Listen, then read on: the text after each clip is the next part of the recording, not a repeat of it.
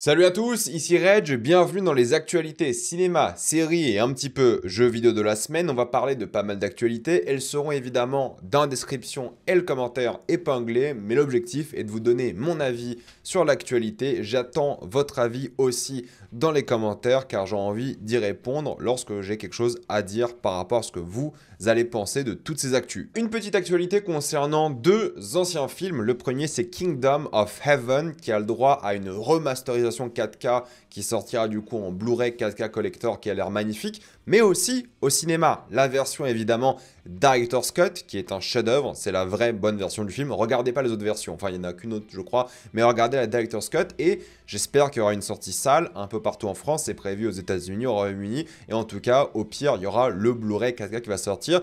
Et pareil pour Ran, alors c'est marrant parce que Ran de Kurosawa, excellent film, chef-d'œuvre, monument aussi, il y a déjà une version 4K qui est disponible, mais là une version collector va ressortir pour les 40 ans du film, mais aussi des séances cinéma. Donc si vous avez l'occasion de voir ces deux films, Kingdom of Heaven, chef-d'œuvre classique, Ran de Kurosawa, un monument du cinéma, gardez ça en tête, ça peut être intéressant pour vous et ça doit être incroyable de découvrir ces deux films en salle. Même moi, j'aimerais les revoir en salle. Ensuite, on a quelques informations concernant John Wick. Chad Stahelski, qui travaille du coup sur le 5e opus, a dit que l'histoire est tellement intéressante que lorsque les gens verront la bande-annonce, ils iront voir le film. Ça va les chauffer à fond. On verra bien. Moi, si c'est pas John Wick qui sort des enfers en tabassant des démons, ça m'intéresse pas. Honnêtement, on verra du coup si John Wick est réellement mort ou pas. En réalité, je pense pas qu'il est mort parce que lorsqu'ils avaient sorti le 3e film, ils avaient annoncé le 4 et 5. Donc le 5 est prévu depuis 5 ans déjà minimum. Et si on parle de John Wick, dans l'univers John Wick, le personnage du coup de Rina Sawayama, qui a interprété Akira, sera de retour dans le film John Wick sur Kane. Vous savez, le personnage de Donnie Yen, qui sera d'ailleurs réalisé par Donnie Yen lui-même. Ok, pourquoi pas, ça pourrait être intéressant. J'ai hâte de voir ce spin-off plus que John Wick 5. D'ailleurs, les spin-offs de John Wick m'intéressent plus que John Wick 5, parce que pour moi, John Wick c'est terminé. Mais après, s'il faut un 5e, pourquoi pas. Mauvaise nouvelle pour les fans de Karate Kid. Regardez bien ça, vous voyez Karate Kid Legends le 28 mai, du coup, dans quelques semaines, vous auriez dû avoir Karate Kid Legends en salle en France. Et non, ça se fera pas. Rappelez-vous, à la base, c'était le 28 juin. Déjà, ils ont avancé d'un mois. Cool pour les fans en réalité. Mais non, ils ont redécalé au 13 août cette fois-ci au cinéma.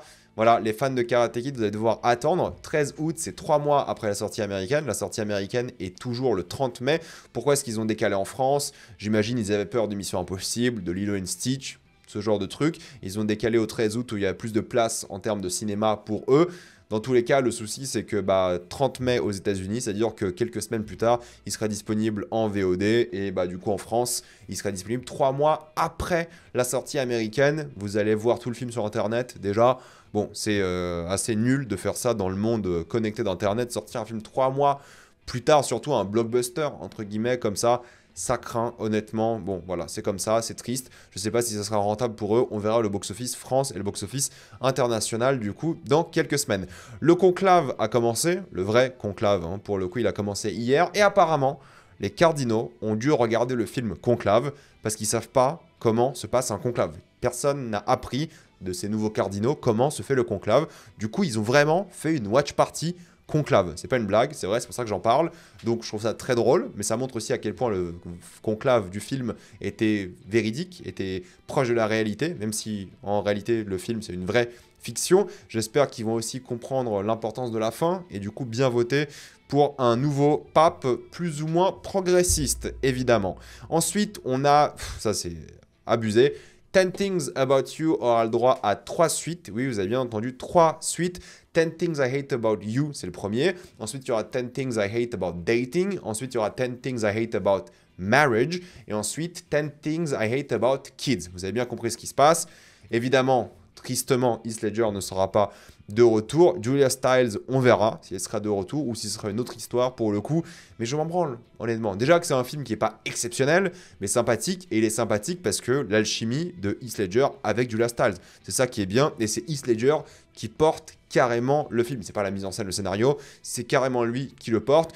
Donc honnêtement, 3 suites à ce film-là ne m'intéressent absolument pas personnellement. Bénéfice du doute, toujours. Soyons ouverts d'esprit. Mais ça ne m'intéresse Pas du tout. Il y avait une rumeur concernant un film Elden Ring. Alors, il faut savoir qu'un film Elden Ring n'est pas officiellement prévu, mais des gens en parlent depuis des mois et des mois, depuis la sortie du jeu vidéo, même d'ailleurs, mais il y a une rumeur qui est passée sur les réseaux en disant que Alex Garland, réalisateur de Civil War, Ex Machina, Annihilation et même Warfare, récemment, il n'est pas sorti chez nous, Warfare pour l'instant, en France, mais c'est lui qui devait réaliser le film Elden Ring. C'est une rumeur, voilà, c'est un truc fake qui était sorti d'un magazine, qui a supprimé depuis l'article et tout, on s'en branle, c'est pas vrai, et moi je pense pas qu'un film Elden Ring peut fonctionner, à voir, hein. Dans l'univers d'Elden Ring, why not, pourquoi pas, mais en vrai en série, en racontant, je sais pas, les backstories des personnages et tout, pourquoi pas, mais oui, un film Elden Ring va sûrement arriver, un de ces quatre, mais on sait pas quand, et oui, par contre, s'ils font un film qui le fasse en mode épique, grandiose, truc à 200 millions, je pense que ça peut marcher s'ils mettent quelqu'un de talentueux dessus. Alex Garland, est-ce que c'est le bon choix pour un film Elden Ring? Je ne pense pas, mais je pense que ça va pas tarder, une vraie annonce officielle pour un projet de ce genre, parce qu'ils sont vraiment ouverts d'esprit, surtout que maintenant, From Software est possédé par Sony, ils font des films et tout, bon, on verra ce que ça donne. Alors, c'est compliqué parce que From Software n'est pas directement possédé par Sony, c'est le conglomérat qui possède From Software qui a été racheté par Sony, bref, on verra bien, mais oui, je pense qu'un film arrivera, c'est l'un de mes jeux préférés de tous les temps, si c'est pas mon préféré de tous les temps, ça ne me dérange pas, mais bon, je sais pas comment ils vont faire pour adapter le genre d'histoire que fait From Software, que ce soit Elden Ring, FromSoft, Dark Souls, mais on verra bien, encore une fois. Nous avons eu quelques bandes annonces, alors encore une fois, une nouvelle bande annonce pour le film Together qui sort cet été aux États-Unis, pas de date chez nous pour l'instant, je crois.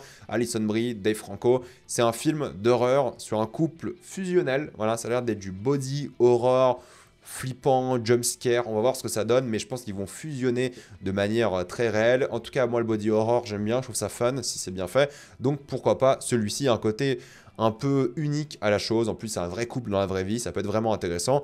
J'ai hâte de voir ce que ça va donner et voir s'il sort chez nous pour de vrai. On a une autre bande-annonce concernant le film The Long Walk ou alors Marche ou Crève. J'aime beaucoup le Marche ou Crève, pour une fois que j'aime bien le titre VF, adapté de Stephen King. C'est un film avec, par exemple, David Johnson que vous voyez là et plein d'autres acteurs que vous connaissez.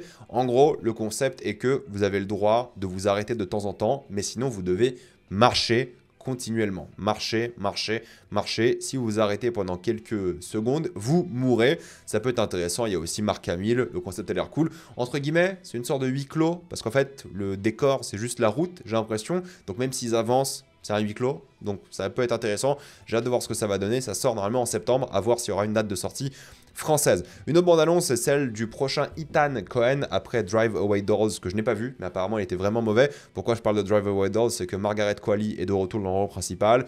Il y a plein d'autres acteurs, évidemment, les Cohen, enfin, mais là c'est qu'un seul Cohen, mais ils arrivent à avoir des acteurs assez impressionnants à chaque fois. Et là, Honey Dawn, c'est une histoire d'une détective qui va commencer à enquêter sur un prêtre interprété par Chris Evans. Et Chris Evans, ça fait quelques années qui fait vraiment de la merde. Il a vraiment choisi des films catastrophiques pour la thune. Bon, je peux comprendre, c'est à la limite. Là, on dit un retour en forme. Là, il a l'air de s'éclater en faisant un rôle un peu de merde, entre guillemets, mais en même temps très fun. Donc je pense qu'il peut être bien, je pense qu'il peut être fun, et je pense que là, c'est un peu sa renaissance. Donc à voir, entre guillemets, si le film est bien, s'il est bien dans Margaret Qualley, j'ai pas de doute, mais je suis curieux de voir ce que ça va donner. On a eu un teaser pour le film Highest to Lowest avec Denzel Washington, avec Ice Spice, A$AP Rocky, mais aussi Jeffrey Wright, le prochain film de Spike Lee, qui sera donc une sorte de remake du film de Kurosawa. Mais on reconnaît des choses du film de Kurosawa, pour le coup High and Low, qui est un énorme chef-d'œuvre. Pour le coup, ça aussi, j'ai hâte d'avoir une version 4K du film parce que c'est peut-être le meilleur film de Kurosawa. Mais on reconnaît certaines choses, même si c'est une sorte de réadaptation, remake à l'américaine.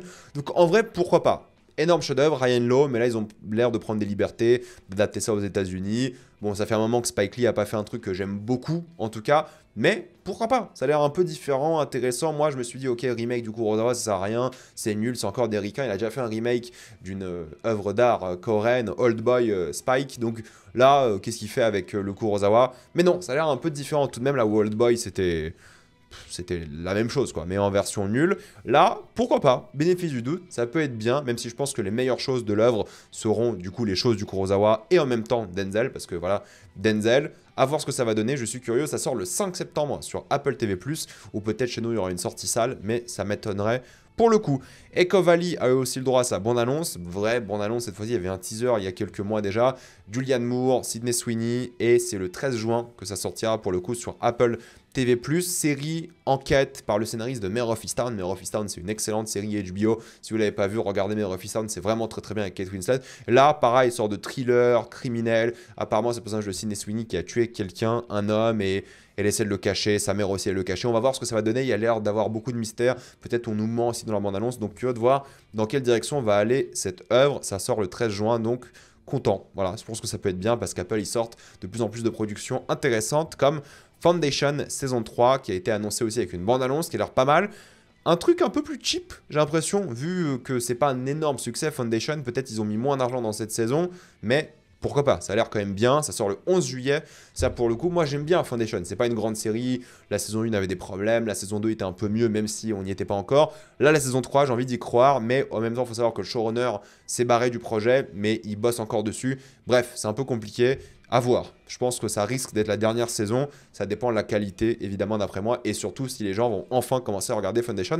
Parce qu'en vrai, c'est pas mal. Et en fait, il y a un truc où c'est imparfait, mais il y a des choses qui sont vraiment bien et cool et divertissantes. Et ça rend le truc un peu spécial. Donc honnêtement, il y a une vraie âme identité que j'aime bien tout de même. De studios que je critiquerai, alors pas la semaine prochaine ou dans 2 semaines du coup, parce que j'ai pas le temps. Il y a énormément de vidéos à sortir ce mois de mai et je prends un peu de vacances aussi. Mais je critiquerai de studios ou en juin ou fin mai, je sais pas trop exactement à quel moment, mais j'en parlerai peut-être de manière un peu putaclic, on verra bien, mais j'en parlerai c'est sûr parce que je suis à jour, j'ai regardé tous les épisodes sauf celui qui est sorti hier, mais je le regarderai je pense aujourd'hui.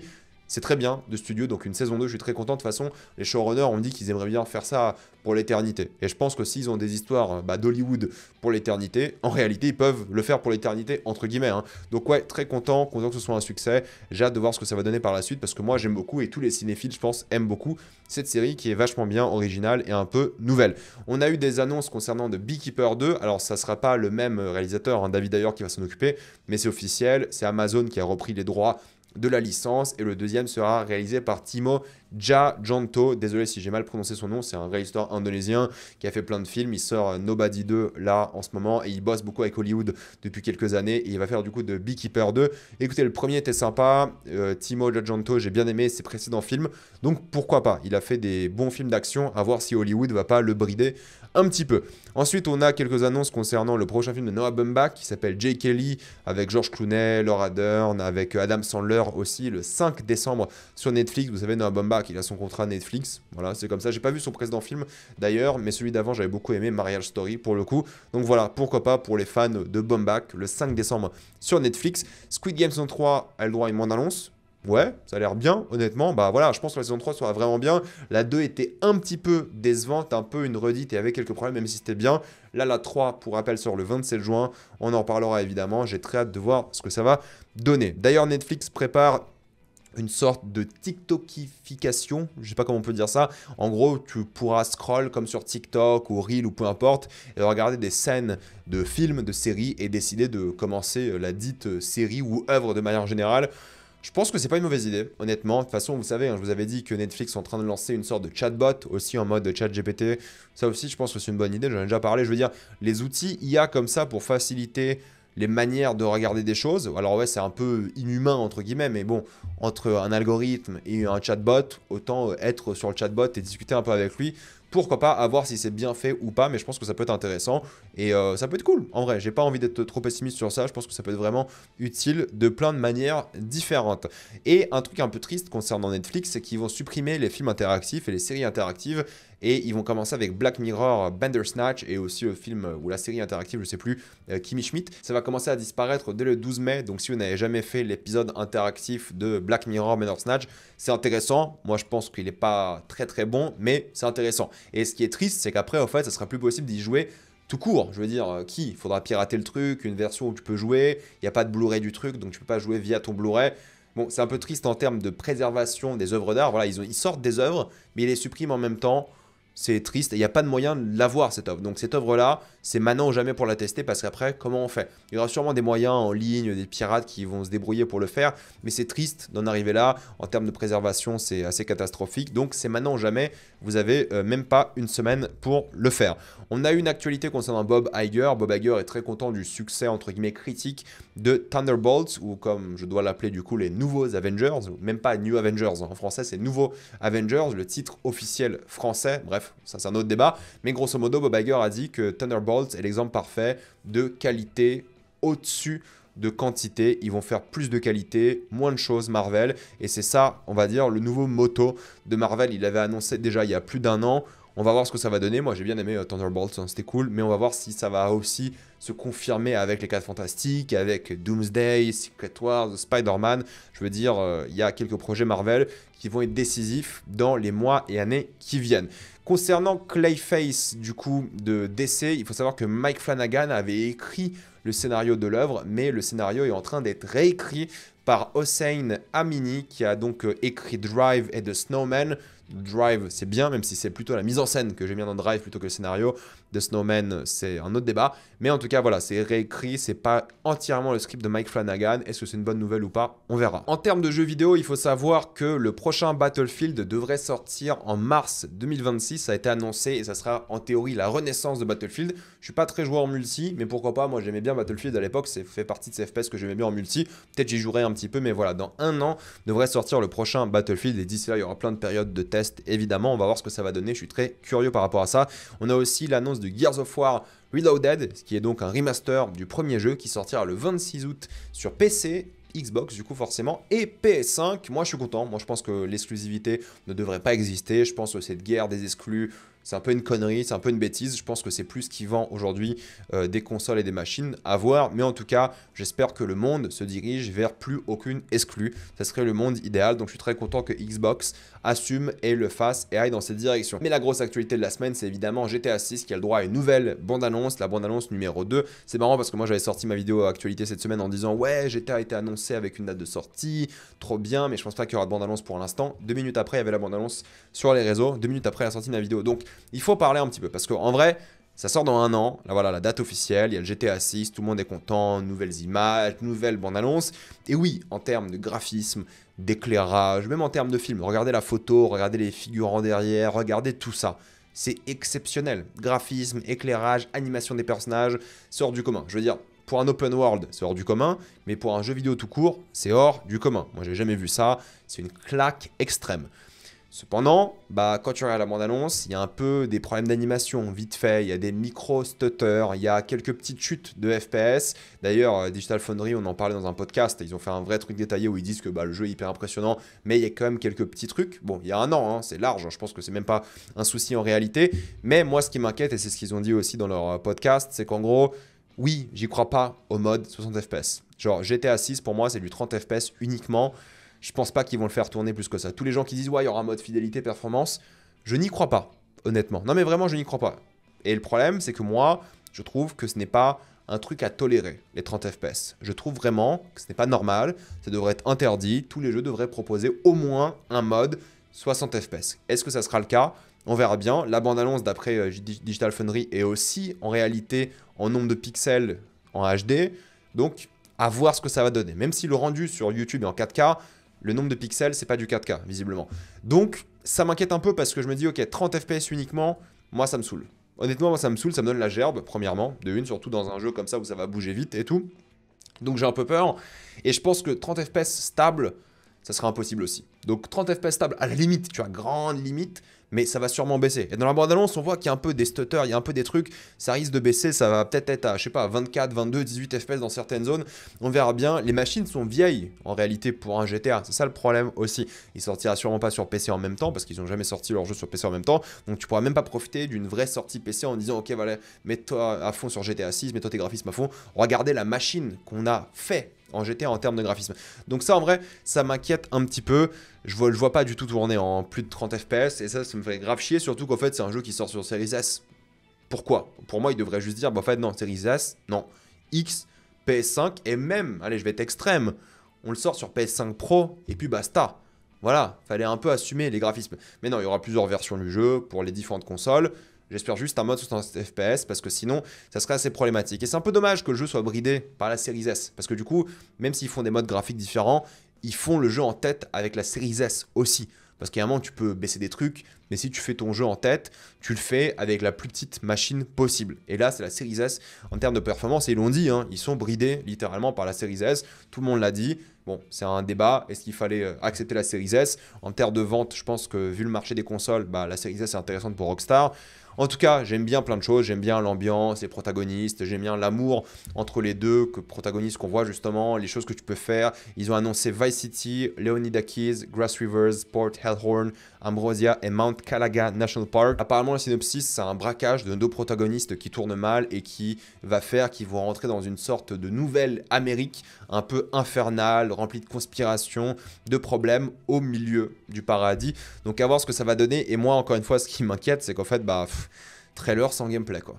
Et moi, le souci, et c'est peut-être le truc que je vais dire de manière négative, je pense que l'industrie va être impactée de manière positive et négative par ce jeu. C'est-à-dire que en termes de graphisme, de technique, ils vont pousser le truc tellement à fond, ça va être hyper impressionnant, rien à dire. Je pense que ça, pour l'industrie, en tant que, on va dire, nouvel étendard de ce qu'on peut faire en termes de jeux vidéo, c'est très bien que ça existe. Alors, il n'y a pas d'autres studios qui peuvent se permettre ça, hein. Il n'y a que Rockstar qui peut se permettre ce genre de choses, mais c'est bien que ce soit les boss. C'est bien qu'ils arrivent et disent, écoutez, ça fait quoi? Ça fera 10 ans, même pas, dans 8 ans qu'ils n'ont pas sorti de jeu.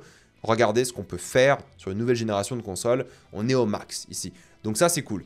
Cependant, j'ai un peu peur parce que Rockstar, en termes de gameplay, ils sont pas terribles. Disons les choses, je veux dire, ça a été toujours très basique en termes de gameplay. Les GTA, j'ai pas encore fait Red Dead 2, j'avoue, mais c'est pas le gameplay que les gens conseillent dans Red Dead. À chaque fois que j'entends parler de Red Dead, c'est oh la mise en scène, oh les personnages, le monde ouvert et tout. D'accord, je sais que le monde ouvert fait partie du gameplay, mais vous m'avez compris.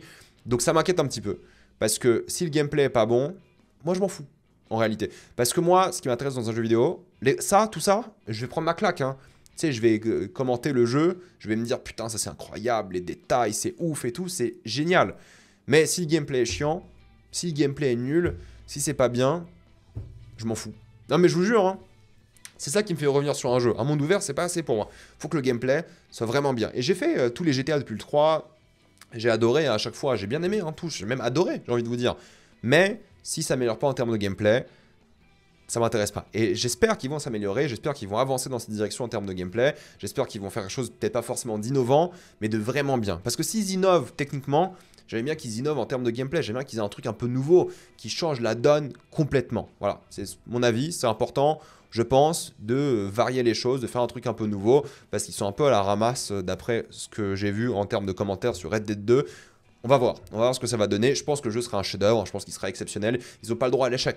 De toute façon, ils n'ont pas du tout le droit de se louper, de rater. Mais le problème, c'est que je pense que beaucoup des joueurs de GTA, tout ce qui compte pour eux, c'est un gameplay simple, des graphismes incroyables, une vraie liberté, et puis basta.